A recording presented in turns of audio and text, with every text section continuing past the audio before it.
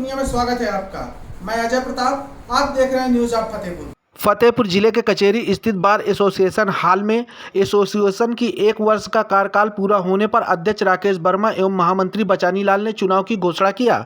चुनाव प्रक्रिया 22 सितंबर से शुरू होकर 29 नवंबर तक चलेगी। 70 दिन की चुनाव प्रक्रिया में 28 नवंबर को मतदान प्रक्रिया की सहमति बनी। जिला अध्यक्ष राकेश वर्मा ने बताया कि पहली बार किसी संगठन ने बिना हड़ताल किए पूरे वर्ष काम किया है। बार एसोसिएशन की संयुक्त रूप से लेखा जोखा एवं कार्यों को अधिवक्ताओं की समक्ष रखा गया। आने वाले चुनाव की चर्चा करते हुए उन्होंने बताया 22 सितंबर से 23 अक्टूबर तक सदस्यता अभियान चलेगा। 28 अक्टूबर को अंतिम मतदान सूची प्रकाशित होगी। 29 से 30 अक्टूबर को अंतिम सूची में आपत्ति दाखिल होगी। 5 अक्टूबर को आपत्तियों का निस्तारण किया जाएगा। 6 अक्टूबर को अंतिम मतदान सूची प्रकाशन में लाई जाएगी। 7 और 8 नवंबर को नामांकित पत्र दाखिल होंगे। 11 नवंबर को नामांकन पत्रों की जांच होगी। 13 नवंबर को नामांकन पत्रों का वापसी व प्रत्याशी सूची प्रकाशित की जाएगी। 28 नवंबर को मतदान की तिथि घोषित है, तो वहीं 29 नवंबर को मतगणना होगी। रिपोर्ट प्रवीण कुमार के साथ। तो कार्यकाल था हमारे जो पूरे प्रदेश का, हर प्रत्येक जिले का जो बार एसोसिएशन का चुनाव होता है वो सिर्फ 1 साल के लिए होता है। ठीक है, हमने 4 सितंबर को शपथ ली थी और उसी दिन हमने घोषणा की थी कि ठीक 4 सितंबर को अपना चुनाव घोषित कर देंगे। लेकिन दुर्भाग्य से मंत्री जी के बेटा जो एडवोकेट था उसकी ट्रेन दुर्घटना से 8:15 बजे डेथ हो गई, जिसकी वजह से हमें 13 दिन शोक की वजह से वो घोषित नहीं कर पाए। आज 13वां दिन खत्म हुआ, आज हमने उस चुनाव को घोषित किया है। हमने अपने इतने अल्पकाल में 365 दिन में 75 चैम्बर बनाए हैं अधिवक्ताओं को बैठने के लिए। ठीक है, पूरे कलेक्ट्रेट और सिविल परिसर में पूरा हमने जो है राष्ट्रभक्ति को प्रदर्शित करने के लिए पूरे वातावरण को तिरंगामय किया है। प्रत्येक पेड़, प्रत्येक पिलर को जो है तिरंगे से रंगवाया है। पूरे शेडों को यहाँ से वहाँ तक, कलेक्ट्रेट तक सारे को रंग रोगन नए सिरे से कराया है। साफ सफाई का विशेष ध्यान रखा गया है। एक जो बहुत बड़ी समस्या थी, जो कठिन काम था थोड़ा, कि जैसे ये हाल है और यहाँ सभा हो रही है, जुलाई और अगस्त के महीने में या जून के महीने में भीषण गर्मी होती है। मान लो कोई कार्यक्रम करना है, उसमें एसी नहीं था, तो हमने पूरे सभागार को वातानुकूलित बनाया है। तो ये, और जो भी मेडिकल एड थी जिनको हो सका हमसे, तो जो लोगों को, जो हमारे अधिवक्ता साथी थे, बीमार थे, उनको चिकित्सीय सुविधा के लिए आर्थिक मदद दी, तथा प्रत्येक जिसकी भी मृत्यु हुई है अधिवक्ता साथी की, उसके आश्रितों को 25-25 हज़ार रुपया हमने वो मुहैया कराया है।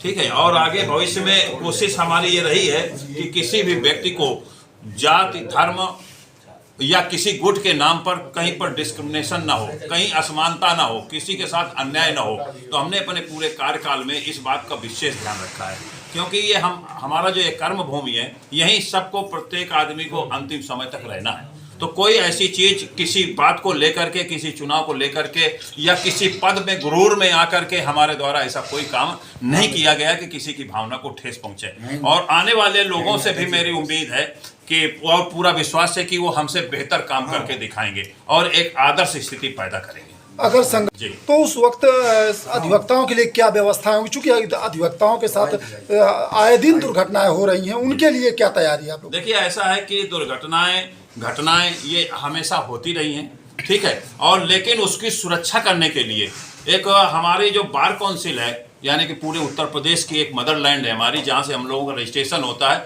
उसकी सबसे बड़ी नैतिक जिम्मेदारी होती है कि पूरे प्रदेश की जो बार हैं, उनके जो मेंबर हैं, उनकी सुरक्षा के लिए सरकार से लड़ करके या सरकार से भिड़ करके एक कानून का निर्माण कराना, जैसे एडवोकेट एक्ट है।